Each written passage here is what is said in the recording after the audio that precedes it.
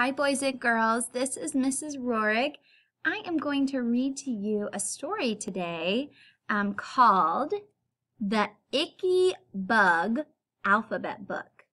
I chose this story because right around this time of year is one of my favorite times to really dive deep into different bugs and different insects.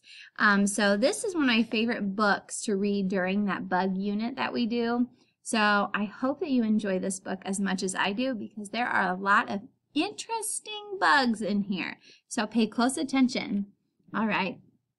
The Icky Bug Alphabet Book is written by Jerry Pallotta and illustrated by Ralph Mazziello. Okay. So I'm going to change my camera so that you can see the pictures even better. All right, so this is the Icky Bug Alphabet Book. A. A is for alphabet book. A is also for ant. Ants are hard workers. Ants are able to carry things that are larger and heavier than they are.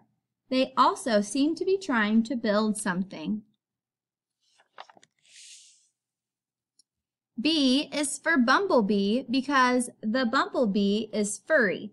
It is able to stay outside in cooler weather than other types of bees. Bumblebees fly from flower to flower collecting nectar to make honey. C is for cricket. The cricket likes to hide under things. It makes noise by rubbing its wings together. Isn't it fun to listen to lots of crickets at night? I do love to listen to crickets at night. It makes me know that it's summertime or springtime if we can hear them now. D is for dragonfly. The dragonfly has 4 wings. When dragonflies stop flying and take a rest, they are unable to fold their wings back.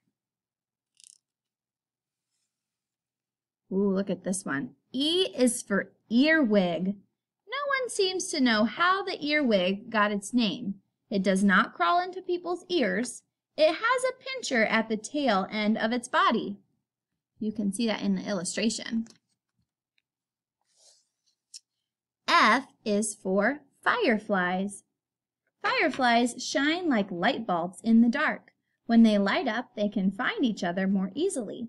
Fireflies are easy to catch because they fly so slowly. Has anyone ever caught a firefly before? They're awesome. G is for grasshopper. Grasshoppers can jump really well. If you try to catch one, it will usually jump away just as you are about to touch it. They're very fast. H is for horsefly. The green-headed horsefly has pretty eyes, but it has a terrible bite. If one of them lands on you, be careful. Yikes! Push it away. I is for Io moth. The Io moth has 2 spots on its lower wings that look like eyes. When birds go near these moths, they see the spots. They become startled and fly away. J is for Japanese beetle. These beetles love to eat flowers. Sometimes they eat so much that they cause lots of damage to plants. K is for katydid. Katydids, like crickets, make noise by rubbing their wings together. The noise they make sounds like their name. Katydid, katydid, katydid. Sometimes they say Katy didn't. L is for ladybug. This insect is really called a ladybird beetle. They are so round it is hard to believe that they can fly, but they can. M is for monarch. The monarch butterfly is known for migrating. It flies from the northern United States all the way to Mexico. Birds know that monarchs taste awful, so they never go near them. N is for no-see-ums. No-see-ums is a word for tiny insects that are almost impossible to see. They are flies that are really called midges. They can make people miserable because they bite. O is for orb weaver. Spiders that make round orb-shaped webs are called orb weavers. Many people are frightened by spiders, but most of them will not hurt you. P is for praying mantis. It is called a praying mantis because it looks like it is kneeling and praying. Gardeners and farmers like them because they eat pesky bugs that are harmful to vegetables and plants. Q is for queen bee. In a beehive, there is only one queen bee. She can lay thousands of eggs per day. All of the other bees in the hive take good care of the queen bee. R is for red admiral. This butterfly is not bright red, like an apple or a cherry.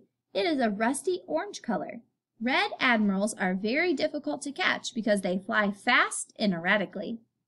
Erratically, that means crazy. S is for scorpion. Scorpions are really scary looking. They have two front pinchers just like lobsters. At the end of their tail, they have stingers. Would you like to be stung by a scorpion?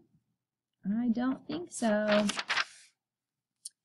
T is for tarantula. The tarantula is a big, furry spider. It can grow to be as large as your hand. Tarantulas and scorpions are found in warm climates. U is for unfinished painting. On this page, the illustrator forgot to finish painting the picture. But U is actually for unicorn beetle. Okay, that's better. Now the illustrator has finished the painting. The unicorn beetle has a single horn sticking out of its head. V is for velvet mite. These creatures are red and so small that you can hardly see them. About 30 of them could fit on the fingernail of your thumb. W is for water spider. The spider makes its home underwater. It weaves a web, a special web, which allows it to bring air under the water. It catches and eats things that swim or float nearby. X is for the marking on the back of this bug.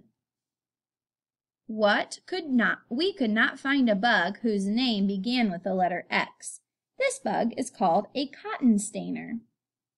So this bug right here is called a cotton stainer, but it has an X on its back. That's pretty cool. Y is for yellow plant bug. This bug is very easy to see because it is bright color. It is a bright color. It has 6 legs just like all other insects. Z is for zillions of zebra butterflies.